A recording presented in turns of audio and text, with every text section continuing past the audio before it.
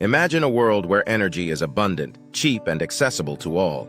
A world where our dependence on coal and oil diminishes and cleaner alternatives emerge. Fracking or hydraulic fracturing promises such a future.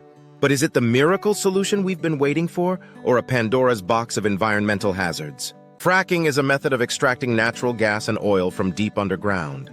It involves drilling into the earth and injecting a high-pressure mixture of water, sand, and chemicals to fracture rock formations, releasing trapped hydrocarbons. This technique has unlocked vast energy reserves previously deemed inaccessible. Proponents argue that fracking offers numerous benefits. Energy independence. By tapping into domestic reserves, countries can reduce reliance on foreign oil. Economic growth. The fracking industry has created jobs, stimulated local economies, and lowered energy prices. Cleaner energy transition. Natural gas burns cleaner than coal, producing fewer carbon emissions. These advantages paint fracking as a bridge to a more sustainable energy future. However, fracking is not without its controversies. Water contamination. The chemicals used in fracking fluids can seep into groundwater, posing risks to drinking water supplies. Air pollution, methane, a potent greenhouse gas, can leak during extraction and transportation. Induced seismic activity. The injection of fracking fluids has been linked to increased earthquake activity in some regions. Water usage. Fracking requires millions of gallons of water, raising concerns in drought-prone areas. These environmental risks have sparked debates and led to regulatory scrutiny. The economic impact of fracking is multifaceted. Job creation. The industry has generated employment opportunities in engineering, construction, and transportation. Energy prices. Increased supply has led to lower natural gas prices, benefiting consumers and industries. Market volatility. Overproduction can lead to price fluctuations, affecting profitability and investment stability. While fracking has stimulated economic activity, it also introduces financial uncertainties. Regulations vary globally. United States fracking is widespread, with federal and state agencies overseeing operations. Europe. Countries like France and Germany have imposed bans or moratoriums due to environmental concerns. Developing nations. Some are exploring fracking to boost energy access and economic development.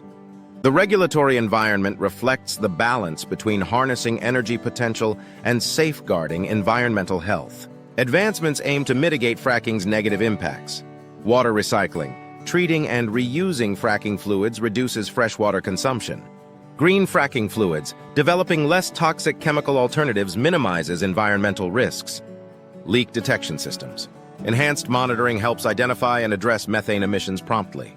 These innovations strive to make fracking more sustainable and environmentally friendly. Public opinion on fracking is divided. Supporters emphasize economic benefits and energy security. Opponents highlight environmental and health concerns. Activism has led to protests, legal challenges, and policy changes, reflecting the contentious nature of fracking in societal discourse. Fracking's role in the global energy landscape is significant. Energy transition. As nations shift towards renewable sources, natural gas serves as a transitional fuel. Climate goals. Reducing reliance on coal through fracking can aid in meeting emission targets. Geopolitical dynamics. Energy independence reshapes international relations and trade patterns. Fracking influences energy strategies and geopolitical considerations worldwide. Fracking presents both opportunities and challenges. Its potential to provide energy and economic benefits is counterbalanced by environmental and health risks. As technology advances and regulations evolve, the future of fracking will depend on our ability to manage its impacts responsibly. So, what's really going on beneath the surface? When we inject the high-pressure mixture, it doesn't just gently trickle through the cracks. It violently shatters layers of shale rock that have been untouched for hundreds of millions of years. This cracking process releases tiny bubbles of gas trapped in the rock, bubbles that would otherwise stay locked away forever. But it's not just gas that comes up. Alongside it are heavy metals, radioactive materials, and brine, ancient salty water that's been buried for eons. Some of it gets stored safely, some doesn't. This is why fracking wells aren't just holes in the ground. They're complex systems, cement casings, steel tubing, and multiple safety layers meant to prevent contamination. But engineering is never perfect. A crack in a seal, a flaw in construction, or even natural geological shifts can send fracking fluids or gas migrating into nearby aquifers. And once it's there, it's almost impossible to remove. A single fracking well can use 2 to 10 million gallons of water. That's about 15,000 bathtubs per well. And many wells are fracked more than once. In water-rich areas, this might not seem like much. But in arid regions, like parts of Texas or the Middle East, those millions of gallons could mean the difference between irrigation for farms or energy production. Worse still, the water used isn't just used, it's transformed. It becomes chemically toxic, sometimes even radioactive. Recycling is possible but expensive, so much of it gets injected deep underground in disposal wells, out of sight, out of mind. At least until earthquakes happen. Earthquakes? From fracking? Not from the fracturing itself, but from the disposal process. When millions of gallons of wastewater are injected into underground wells, they increase pressure on fault lines. These faults, normally stable, can suddenly slip, resulting in man-made quakes. In places like Oklahoma, earthquake activity spiked dramatically after the rise of fracking.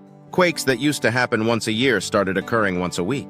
And while most are minor, they're still damaging, especially in areas not built to withstand seismic events. It's a reminder that our planet is deeply interconnected.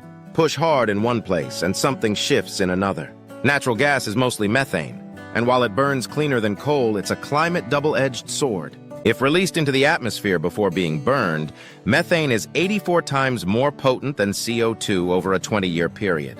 And leaks are more common than we'd like to admit. From loose fittings to faulty equipment, methane escapes from wells, pipelines, compressors, even abandoned sites. These fugitive emissions add up, so much so that some fracked gas may end up being worse for the climate than coal.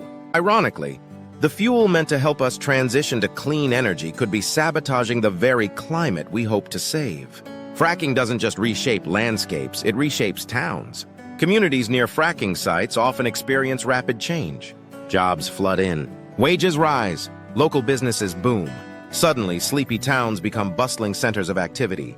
But the boom doesn't last. Once wells dry up or markets shift, companies pull out. Workers leave, local economies collapse, and communities are left with environmental damage, abandoned infrastructure, and broken promises.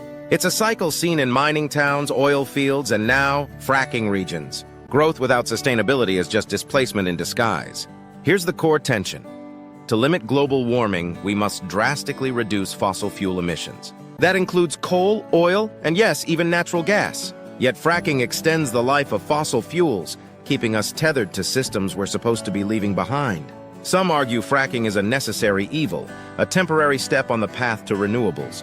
Others see it as a dangerous distraction, locking us into decades more of fossil fuel dependency. Every dollar invested in fracking is a dollar not spent on solar panels, wind farms, or battery storage. Every new well delays the clean energy transition.